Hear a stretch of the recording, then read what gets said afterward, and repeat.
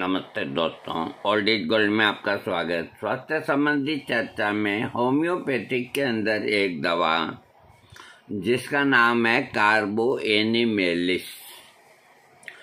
ये एक जो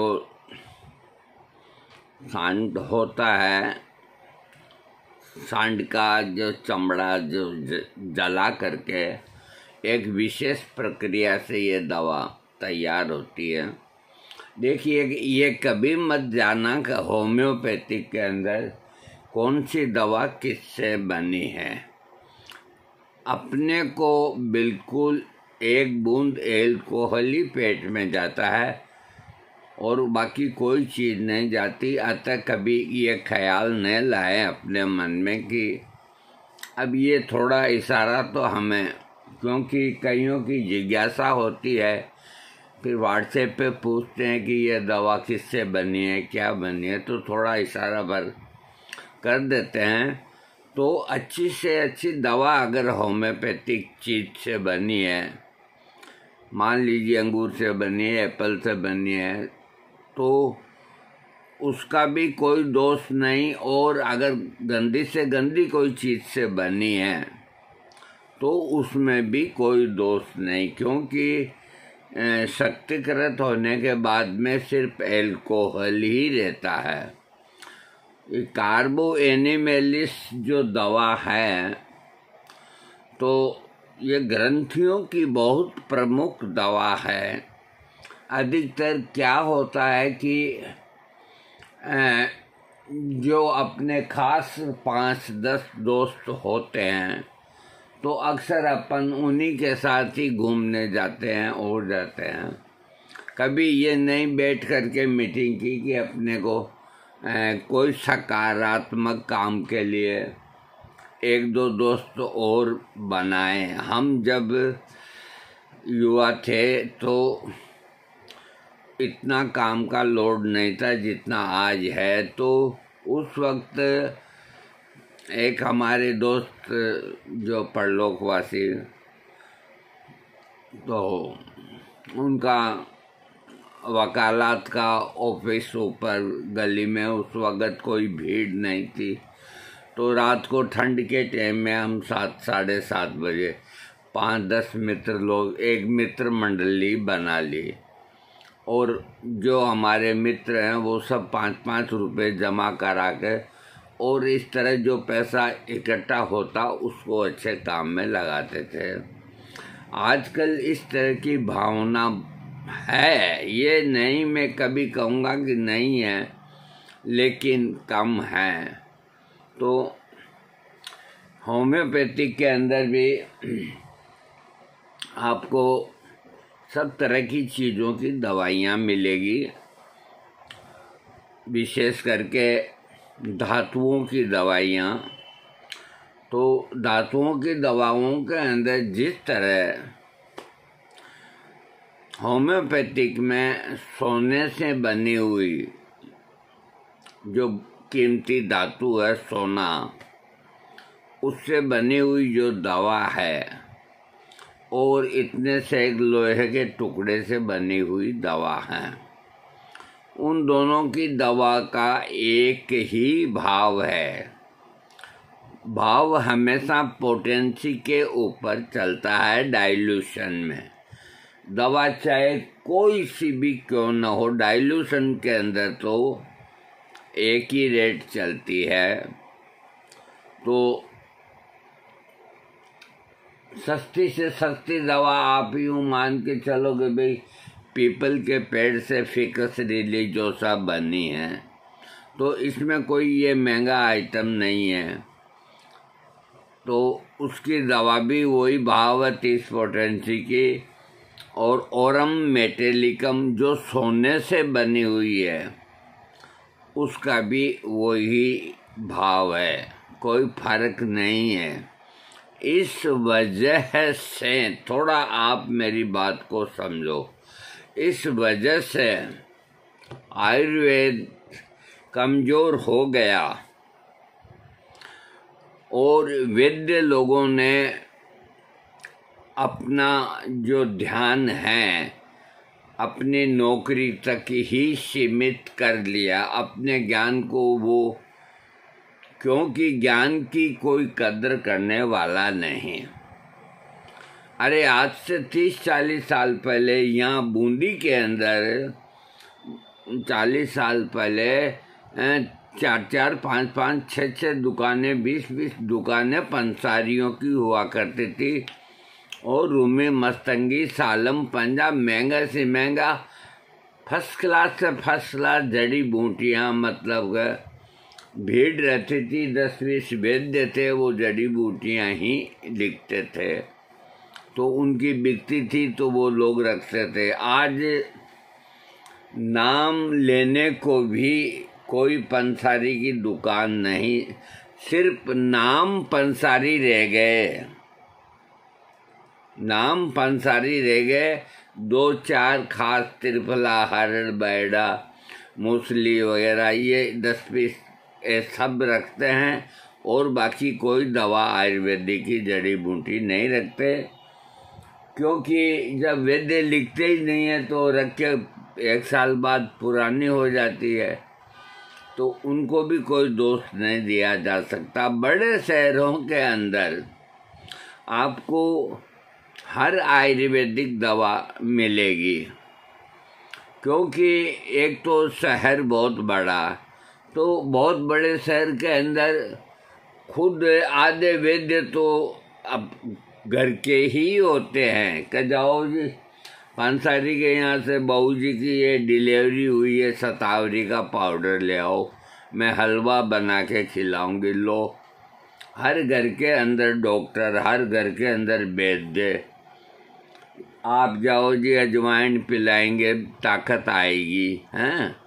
तो वहाँ क्या है कि बड़े शहर के अंदर दुकानें बड़ी, और वो लोग आपको साबुत भी देंगे और आपको पीसी हुई भी देंगे, जो आपकी इच्छा हो जो ले लो। तो आजकल देखो कौन लावे, कौन धोवे, कौन साफ करे, आपको पीसी पिसाई अच्छा एट्रैक्टिव पैकिंग हो तो वो उसके अंदर जब भी पैक करते हैं कि एकदम साफ सफाई से, कि भाई ये अश्वगंधा बिल्कुल साफ है, तब वो उसके अंदर पैकिंग करके अपनी कंपनी का नाम लेते हैं। आपसे 60 रुपये की चीज़ के 120 रुपये लें, कोई दिक्कत वाली बात नहीं। आपको एक शुद्ध चीज़ और ये प्योर मिलेगी, लाएं आप डिब्बों में। अब काफ़ी ये जो दुकानदार हैं, जो आयुर्वेदिक के ही ये दुकानदार हैं, जितने भी दुकानदार हैं एलोपैथिक और आयुर्वेदिक के ही हैं। तो एलोपैथिक वाले भी 10-5 दवाइयाँ आयुर्वेद की रखते हों तो रखते हो, नहीं रखते, लेकिन जो आयुर्वेदिक की दवाइयाँ यहाँ से खरीद के, जो पास में गांव हैं, यहाँ से 2, 5, 10, 20 किलोमीटर, वहाँ कौन बेच जाता है, कौन किसको संभालता है? बीमारी वहाँ के लोगों को होती है। कभी सोचा है सरकार ने या किसी ने? नहीं। तो वहाँ जो किराना के और वहाँ एक ही दुकान होती है जहाँ आपको केरोसिन तेल से लेकर के एनासिन की गोली तक आपको मिल जाती है। तो वो लोग कोई गलत काम नहीं करते। अरे वो जब अन्य सामग्री अपने साधन पे मोटरसाइकिल के पीछे या जैसे भी है बेचने के लिए ले जाते हैं, तो उनके साथ के अंदर जो रात दिन काम में आने वाली जो 2-4 औषधियाँ हैं वही वो लोग ले जाते हैं। वो कोई ये नहीं कि रूमी मस्तंगी ले गए, सालम पंजा ले गए, अपने आप को वैद्य बना के बैठ गए, ऐसा कुछ नहीं। जो ज़रूरत की चीज़ें हैं, जैसे अकस्मात ही ज़रूरत पड़ गई, भाई कब्जी रहती है कि गांव में सुबह दुकान खुलेगी पंचा, वो उनके मिल जाएगा त्रिफला, तो आपको त्रिफला मिल जाएगा। अब आप हरड़ अलग लेने जाओ, बहेड़ा अलग लेने जाओ तो गांव में आपको नहीं मिलेगा, क्योंकि वो पेटेंट लेके आता है, आपके हाथ में डिब्बा का डिब्बा ही देता है। तो ये बहुत अच्छी आयुर्वेद की एक मैं इसको प्रोग्रेस कहता हूँ मैं आपको कि अब देखो थोड़ा जब इस पे बोल ही गया मैं, तो इन लोगों को 4 साल तक 3 साल तक एक्सपायरी डेट डालनी होती है, सरकार का ये नियम है। तो अगर ये 1 साल या 1.5 साल बाद की एक्सपायरी डेट डालते हैं, 1 साल बाद की, तो इनके शुद्ध किए हुए तरीके से, पुराने तरीके से जो भी आसव, अरिष्ट या आंवले कोई भी चीज़ है, गोली, जो भी ये बनाते थे, तो साल भर तक तो वो खराब होती ही नहीं थी। उसके बाद कोई के ऊपर, क्योंकि पहले इतने अच्छे बर्तन भी रखने को नहीं होते थे, जैसे पुरानी कोई शीशी है तो उसी में शहद डाल के रख दिया, ये नहीं देखा कि ये घासलेट से खाली हुई शीशी है, तो 12 महीना तक तो इससे नहीं होती। अब सरकार का दबाव है और इन लोगों को भी ये कई चीज़ें हैं जो एक साथ बनानी होती है, तब इनको सस्ती होती है। सीजनल जो चीज़ होती है, अब सीजनल चीज़ है च्यवनप्राश, अब सब घुड़दौड़ के अंदर लग गए हैं। अभी पूरा आंवला हरा नहीं आ रहा तो भी उसकी जगह काला ही टिका रहे हैं, कहीं कहीं आने भी लग गया है। तो सूखे आंवले का पाउडर से भी च्यवनप्राश ही 12 ही महीने जब बनता है तो हमेशा ताजे कहाँ से आएंगे। तो अब आंवले का सीजन आ रहा है, तो इसके अंदर एक पुरानी परंपरा हो गई, एक सबके दिमाग में आंवले का जो च्यवनप्राश है वो आपको या किसी अच्छे वैद्य को लिख के देने की जरूरत नहीं कि आप 2-4 किलो आंवले का ये च्यवनप्राश खा लो। आजकल अब इतना प्रचलित हो गया है कि बच्चे ही छोटे कर देते हैं कि वो लेके आओ, तो उनकी माएँ हैं जो चम्मच में डाल के उनके मुंह में ले लेती है, तो वो हाथ में लिए लिए मतलब 2-3 घंटा खेलते रहते हैं। तो प्रत्येक फार्मेसी अपना अपना च्यवनप्राश बनाती है और ये थोक में बनाने के ऊपर बहुत सस्ता पड़ता है और इसमें 42-43 कंटेंट्स होते हैं। उनको कोई नहीं डालता, पूरों को खास डाल के, और उसको अधिक से अधिक टेस्टिव बनाते हैं। टेस्टिव बनाने से गृहिणी भी नहीं समझती, घर का आदमी भी नहीं समझता और बच्चे भी नहीं समझे, पापा ये च्यवनप्राश क्या वंडर है, मज़ा आ गया यही लाना। उनको ये नहीं देखना कि उसके अंदर जो कीमती चीज़ है या नहीं, उनसे कोई मतलब नहीं।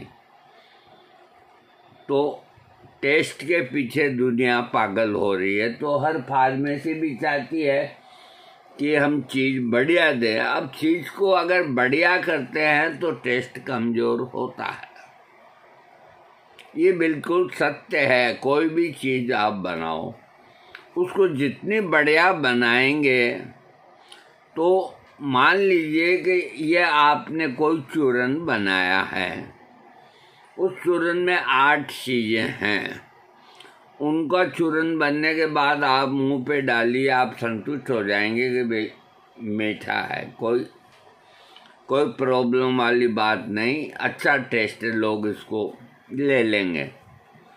अब उसी चूरन के अंदर अगर योग आ गया है नीम के पत्तों का पाउडर का, तो उसको उड़ा देते हैं, वो नहीं डालते हैं। वो अगर डाल दिया तो उनकी मेहनत यही गई और एक अच्छी चीज़ है उसको कोई लोग नहीं खरीदेंगे, कड़वी है। तो इस तरह का अभी हो गया। अब कड़वी जो दवाइयाँ आप लोगों को आयुर्वेद में या एलोपैथिक में जिसमें भी दी जाती है, तो वो प्लास्टिक के खोल के अंदर फिक्स करके वो देते हैं। मुंह में डाला, पानी पिया, बहुत इजी काम हो गया। टेबलेट को मुंह में डाला, पानी पिया। अब वो जमाने गए। कुछ गांव के जो होते हैं उनको वैद्य लोग हैं जो शहद, और वो इसलिए चल रहा है कि देसी तरीका इसलिए चल रहा है, नहीं तो कब का ही ख़त्म हो जाता। मेरी साफ करने की आदत है कि आज भी आयुर्वेद की दुकान पे वैद्य बैठे रहते हैं, गांव के रोगी बैठे रहते हैं, दवाई लिख दी तो दुकानदार इस तरह के पेपर अखबारों के एक आदमी के सुबह का एक पुड़िया या शाम का एक पुड़िया, रोग कोई भी हो, अगर जुखाम है तो 8 दिन के 16 पुड़िए, लंबी बीमारी है तो महीना के 60 पुड़िए तक भी बांधते हैं। तो ऐसे सब उसके सामने जमाते हैं। जमाने के बाद फिर कविराज जो 5-7 दवाइयाँ वो सबको है, जो वो खरल भी रखते हैं, बड़ी अच्छी कीमती खरल रखते हैं, सबका उनमें ढेर कर देते हैं। सामने बैठे किसान को पता नहीं कि जो शीशियाँ ढेर कर रहे हैं जो वैद्य ने लिखी है वही है या क्या, उनको न समझते हैं, न उनको लेना न देना। वो खाली होने के बाद उसको वो दुकानदारी 2 मिनट में, पाउडर तो होते ही हैं, उनको एक जाही करना होता है, वो एक जाही हो जाता है। तो बाकायदा चम्मच से थोड़ा थोड़ा 40 पुड़िया के अंदर बिल्कुल बराबर डाल के, और उनके हाथ चलते हैं जैसे पान काटने वाले की कैंची चलती है, यूँ किया। अब मेरे से तो होता ही नहीं है, यूँ किया और यूँ किया और यूँ किया। अरे बाप रे बाप, मशीनों से भी तेज उनके हाथ चलते हैं। 5 मिनट के अंदर 50 पुड़िया बांध के एक तरफ, और सेठ का शीशा दे दो हाथ के अंदर उनके, 2-3 पीने की दवाइयाँ दो, कुमारी आसव, अश्वगंधा, अरिष्ट वगैरह, द्राक्षासव वगैरह।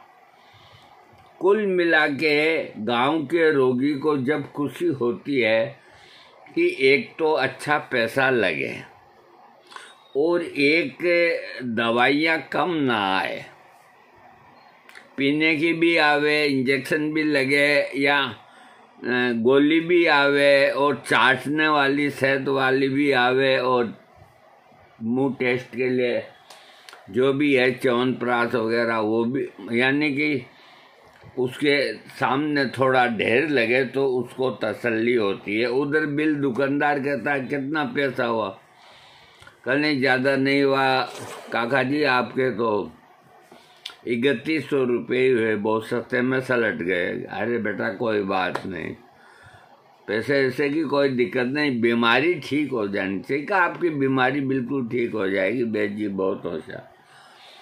वो 3100 रुपये यूँ निकाल के डालता है जैसे 10 रुपये का नोट डालता है। मैं सब किसानों की बात नहीं करता, अधिकतर 90% की बात करता हूँ। 10% ऐसे भी है कि वो गोली भी नहीं खरीद सकते बेचारे, न उनके पास ज़मीन न कुछ हो, तो वो लेकर के 1 महीना तक चाट छूट के, अब 3-4 हज़ार रुपये का माल पड़ गया, तो अब उसके अंदर आप स्वर्ण भस्म डालो, अबरक डालो, लो डालो, उसमें रजत चांदी की भस्म डालो, कस्तूरी डालो, केसर डालो, सारी चीज़ें ही डाल दो। तो अपन जैसे सब्जी बनाते हैं कि आज सब्जी किसकी बनानी है, आलू और गोभी की बनानी है, तो गृहिणी देखती है कि भाई ये 2-3 सब्जियां और पड़ी है, तो उसके दिमाग में ख्याल आता है कि ये खराब हो जाएगी। वो भी उनके साथ के अंदर, यानी कि मान लो लौकी है तो वो भी उसी के अंदर ही, जो चलने वाली चीज़ होती है। इस तरह 5 सब्जियों की एक सब्जी बनती है। तो खाने वाले भी कहते हैं कि मिक्स सब्जी का टेस्ट अलग ही होता है। तो वो सब मिक्स होने के बाद में कड़वी नहीं रहती, वो लोग चाटते रहते हैं। और इस तरह से चिकित्सा आज की तारीख में हो रही है, क्योंकि ये एक बहुत खुशी की बात है। मैं कोई, आप मेरी बात को अदरवाइज नहीं लें। आज मेरे सब किसान भाई, उनमें गरीब तबका भी बहुत है, और बाकी करीब करीब सबके पास 2 पहिया वाहन तो पक्का ही है, वरना सबके पास ट्रैक्टर ट्राली है।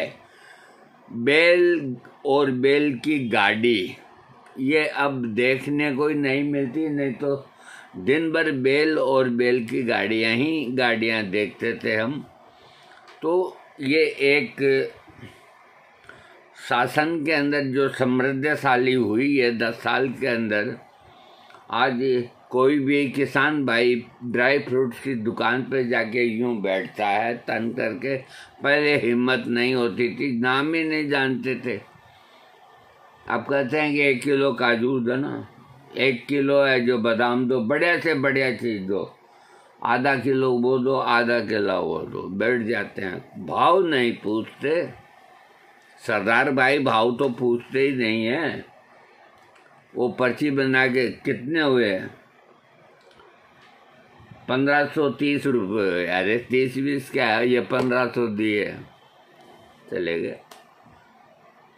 तो मज़े हैं, दुकानदार के मज़े हैं। वो यूँ खुश है कि 15-30 रुपये तो चलो कम दिए, पैसे तो सभी लेते हैं। खाएंगे तो चीज़ स्वाद लगेगी, पैसों की भगवान की दया से कमी नहीं। एक ट्राली भर करके मंडी के अंदर डाली कोई भी फसल की, और उसके 1 लाख रुपए आ गए।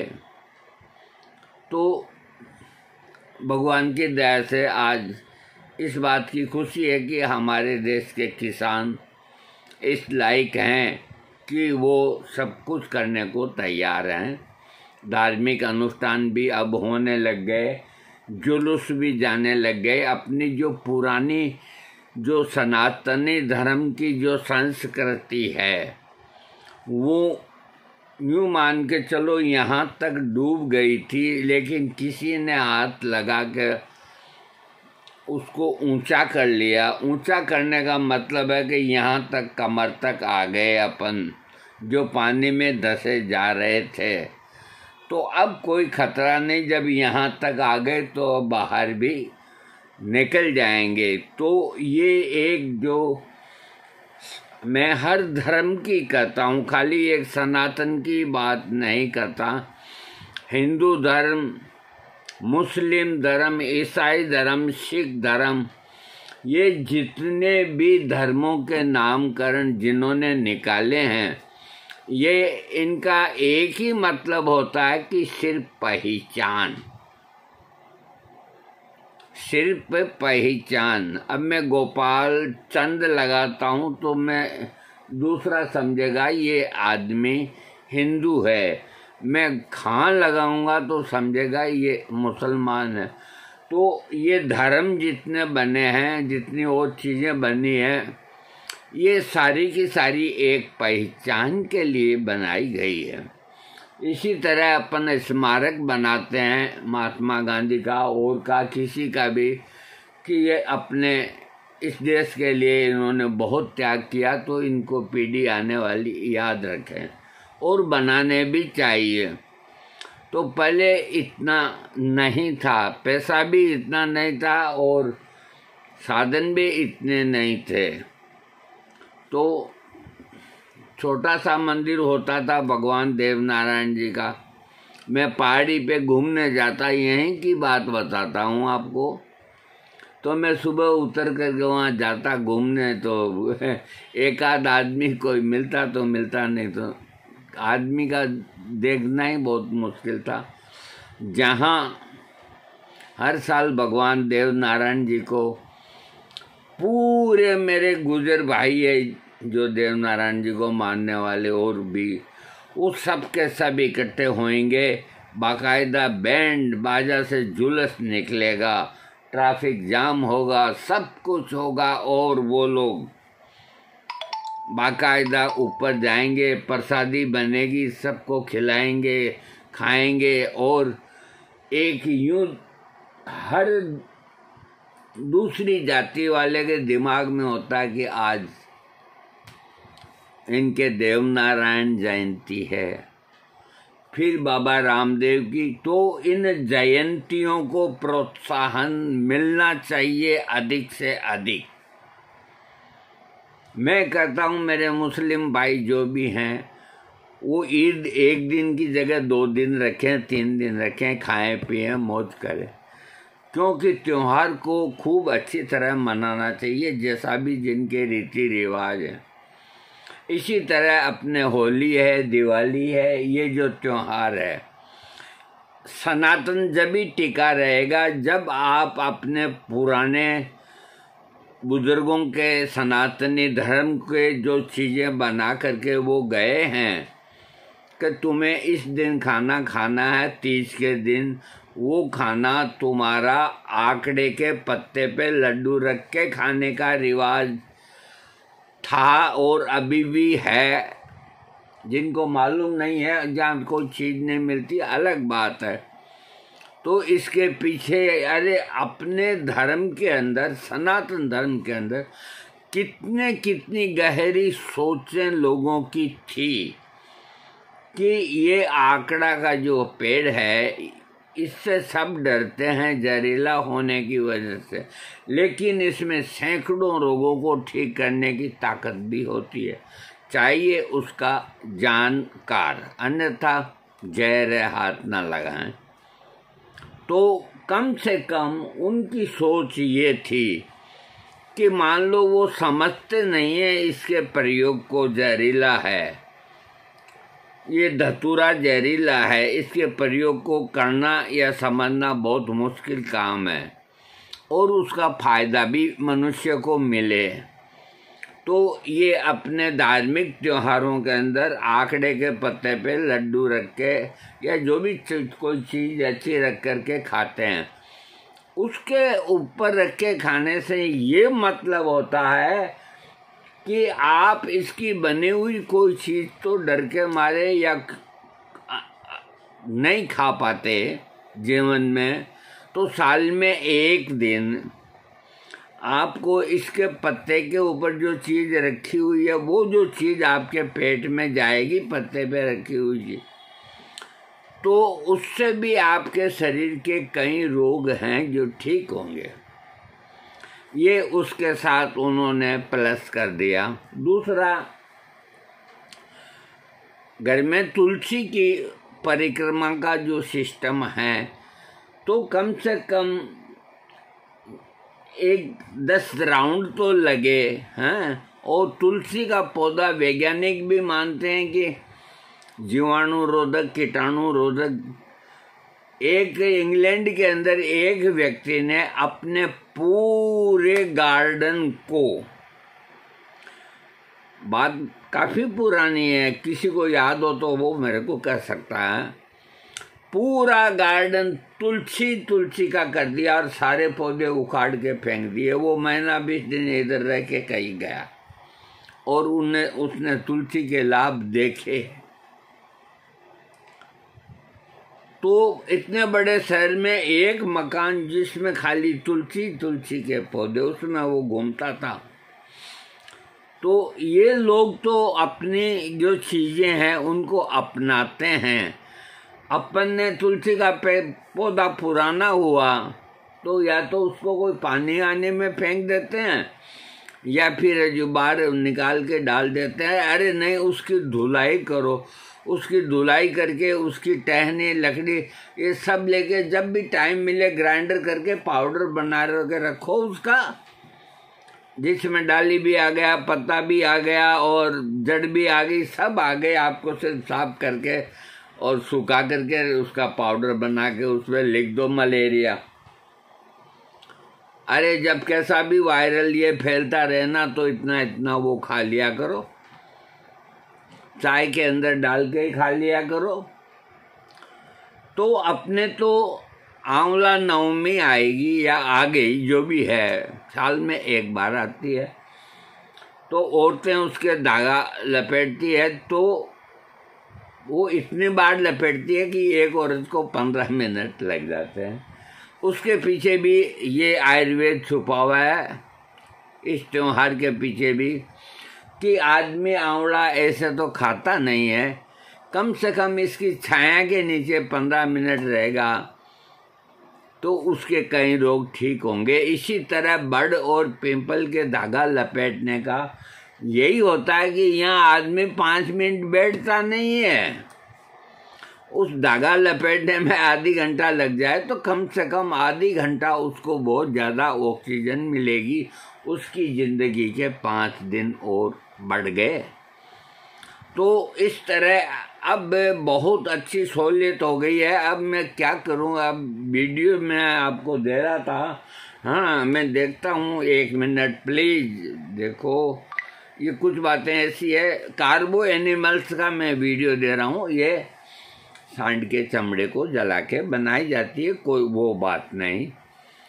ये दवा जो है गले की गांठों के लिए विख्यात दवा है। धातु की कमी वाले व्यक्तियों को, बूढ़े व्यक्तियों को किसी खतरनाक बीमारी के बाद शरीर में आई हुई कमजोरी को दूर करने के लिए अपन अधिकतर कार्बो वेजिटेबल्स का ही प्रयोग करते हैं। बाकी लक्षण मिले तो आप कार्बो एनिमल्स 200 का भी प्रयोग करके देखें, बहुत अच्छी दवा है।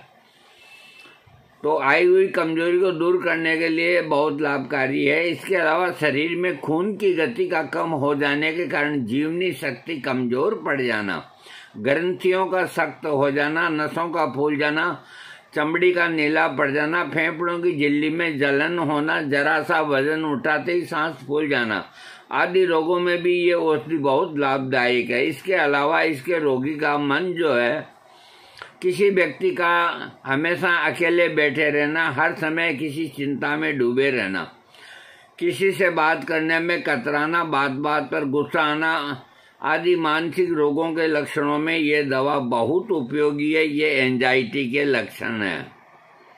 आंखों के लक्षणों के अंदर आंख के रोगों के लक्षणों में जैसे बाहर घूमते समय पास की चीज भी काफी दूर नजर आना, पढ़ाई करते समय आंखों के आगे धुंधलापन सा लगना, आंखों को मलने से आराम सा महसूस होना आदि आंखों के रोगों के लक्षणों में कार्बो एनिमलिस 200 पोटेंसी देना चाहिए। सिर के लक्षणों में सिर के अंदर खून का ज्यादा बहाव होने के साथ भ्रम में पड़ना, आंखों का भारी होना जिससे ऊपर की ओर देखने से परेशानी होना, होठ और गालों का रंग नीला पड़ना, चक्कर आने के साथ नाक से खून आना, नाक में सूजन आना, कानों से आवाज साफ तरह से न सुनाई देना आदि सिर के लक्षणों में कार्बो एनिमलिस 200 पोटेंसी देना चाहिए। इसके अलावा पेट संबंधी रोगों के अंदर रोगी खाते खाते थक जाता है, लेकिन उसे फिर भी भूख लगी रहती है। खाते खाते थक जाता है, फिर भी भूख लगी रहती है। आमाशय में जलन होना, ऐंठन होना, पाचन शक्ति का कमजोर होना, पेट का अफारा हो जाना, मुंह से खट्टा पानी जैसा पदार्थ आना आदि रोगों को नियमित रूप से कार्बो एनिमलिस 30 पोटेंसी देने से कुछ ही दिनों में उसका रोग ठीक हो जाएगा। अब मैं आपको बताता हूँ कार्बो एनिमलिस औषधि का गर्भवती स्त्री को उल्टी आने या जी मिचलाना, जी करना, खराब जी हो जाना, जो रात को अधिक बढ़ जाता है, मासिक धर्म समय से काफी पहले आ जाना, मासिक धर्म वक्त से पहले आ जाना, स्राव बदबू के साथ आना, ज्यादा मात्रा में आना, योनि में जलन होना, स्तनों में किसी नुकीली चीज के चुभने जैसा दर्द होना, दाएं स्तन सख्त हो जाना, जांघों के नीचे जलन के साथ दर्द होना आदि स्त्री रोगों के लक्षणों के आधार पर रोगिणी स्त्री को कार्बो एनिमेलिस 30 या 200 पोटेंसी देने से आराम मिल जाता है। ये दवा बहुत अच्छी है, हर जगह मिलती है, कहीं डरने की जरूरत नहीं। थैंक्स।